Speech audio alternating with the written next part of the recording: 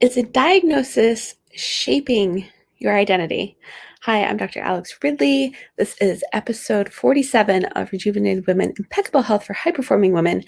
And, I've been, so by by default, the show has been focused the last couple of weeks on around this concept of identity and who we are and how that defines us and how we transform by changing who we are. That was the topic of last week. And this week I wanted to dive into, a little bit more around like where our identity comes from and how we let certain things define us. And this is something that's come up in conversation multiple times for me this week. But just to kind of give you some context of what I'm talking about, I wanted to share. I always have my brightest ideas when I'm brushing my teeth at night or like in the shower. I know I'm not alone in that. But last night I was brushing my teeth and this conversation was kind of playing out in my head.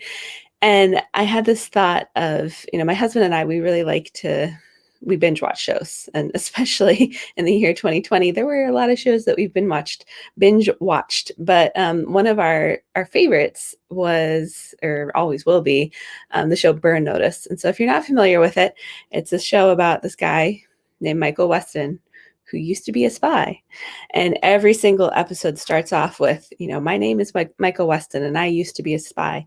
And the entire premise of the show is tied around, he is so grounded in that identity of being a spy that he is doing everything in his power to get back there. And, so like 7 seasons, it's all about him trying to get back to being a spy because that's just what he knew. That's what defined him. He doesn't know how to live without that, but it ends up hurting his family and, him committing lots of crimes and doing all this. It's a fun show. I'm not trying to discourage anybody from watching it, but, it brings up this interesting concept that I want to talk about today of, what we allow to define us and how that kind of shapes our choices and our actions and what we pursue. And this has come up in multiple times in multiple conversations for me this week, both with 2 of my clients and one of my good friends around, this idea of getting a diagnosis.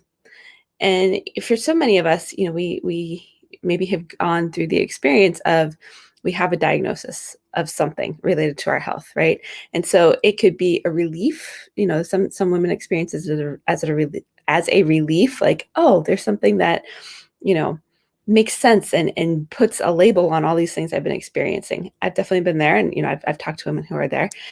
And then there's also this reality of, we get the diagnosis, and then suddenly it's like we become someone new. We almost become defined by this diagnosis. And so that's the thing I want to talk about, because there's a positive way to go about this and there's a positive thing that can come from it, and there's the negative side of it where our life is suddenly controlled by, I have, for example, my good friend just found out this week that she has PCOS. She officially has the diagnosis, right?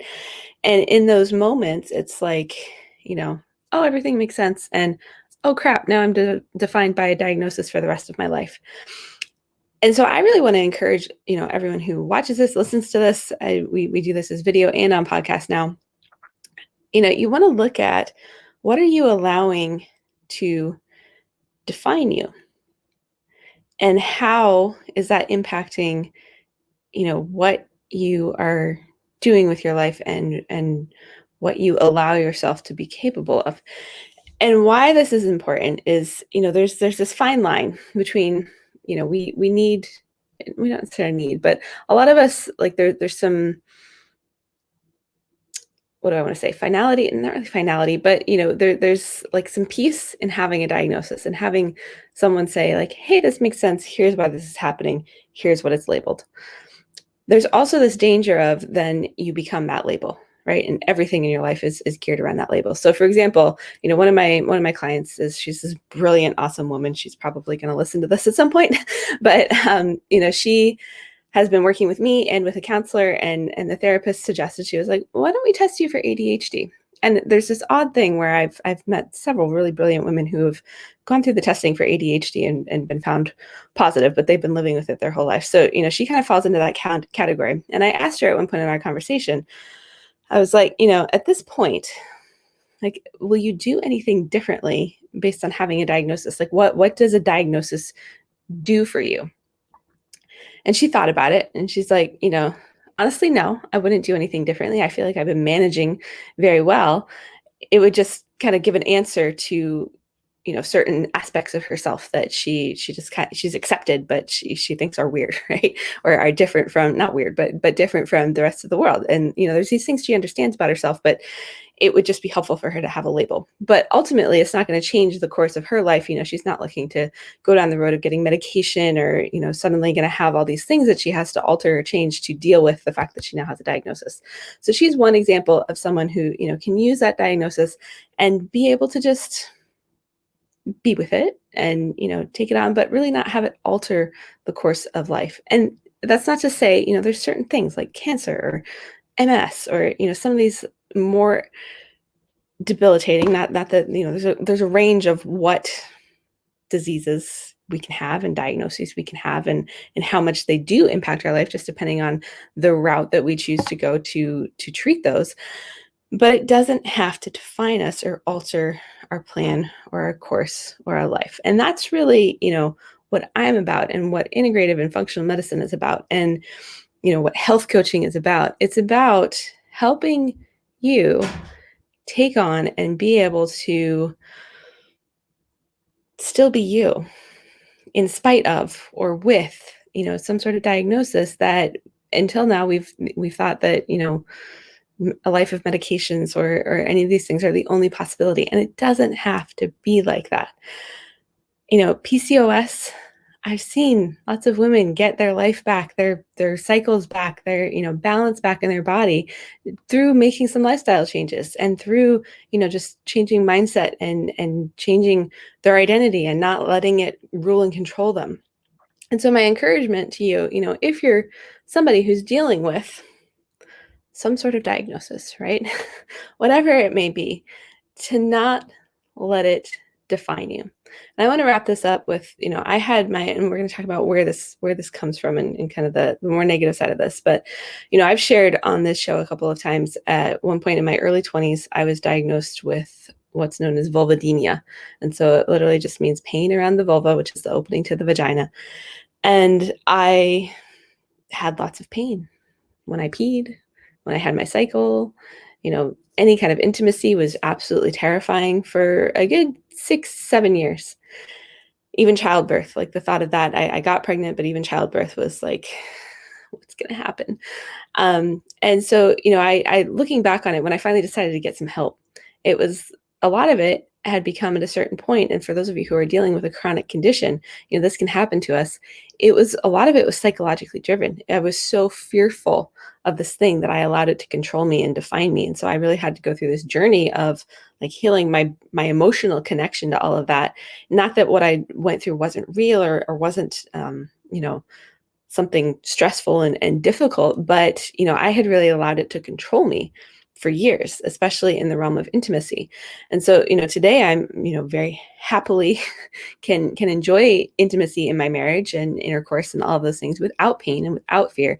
But sometimes we have to go through and do the work of, getting past the fear, because so often it's that fear that's, forming our identity, and that fear of either having something or dying from something or not being able to be something. If we go back to the examples, like on the show Burn Notice, Michael Weston, the main character, he was so afraid of not being a spy that it was just driving him to figure out how to get back to that, because he literally, couldn't, he was too afraid of what his life would look like without that in it.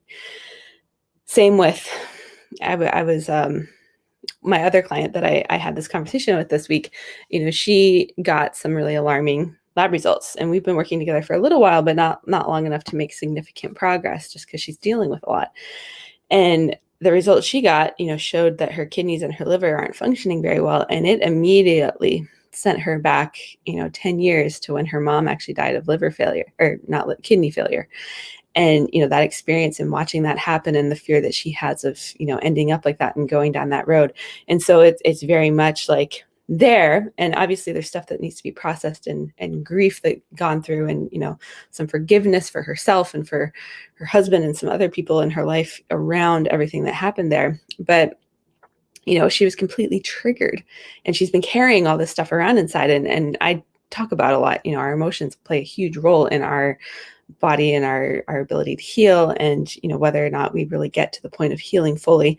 And so there's a lot to unpack there, but you really just you want to be cognizant of what things are you allowing to ultimately define you, to form your identity.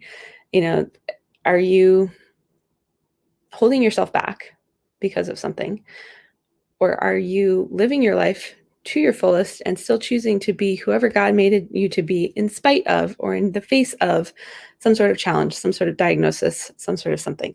And that's really, that's the crux of what I want to leave you with. We have a choice in any given moment. We don't have to be controlled by our circumstances, by our diagnosis, by our whatever it is. We can still choose to show up and be whole and live life to our fullest in any of those moments. The last example of this I want to share, and there's hundreds of them, throughout history, probably thousands, but if you need a really good cry, there's a movie that my husband and I watched a couple months ago. I think it's called Clouds. It's on the Disney Plus channel, but it's about this kid in Minnesota, true story, who had terminal cancer at age 17, and he lived longer than anybody expected him to. But as he was approaching the end of life and kind of experiencing some new things, and cancer had metastasized and spread to his lungs from his bones, he ended up getting a record deal and recording a song that ended up on the radio. And so, it's the story of him like really living out his life and getting to do the things he wanted to do, like go to prom and, and perform in front of a big crowd in his hometown of Minneapolis, Minnesota. And so it's stories like that. Like, I want that for everybody. We're not all going to land a record deal or whatever it is, but, I don't want anyone to be defined by some sort of diagnosis and be limited in their belief of what they're capable of or what they can do, because we are all capable of being the awesome, powerful, incredible women that we were made to be, in the face of or in spite of adversity. And I would say it's times like that where our true strength and our true identity and ability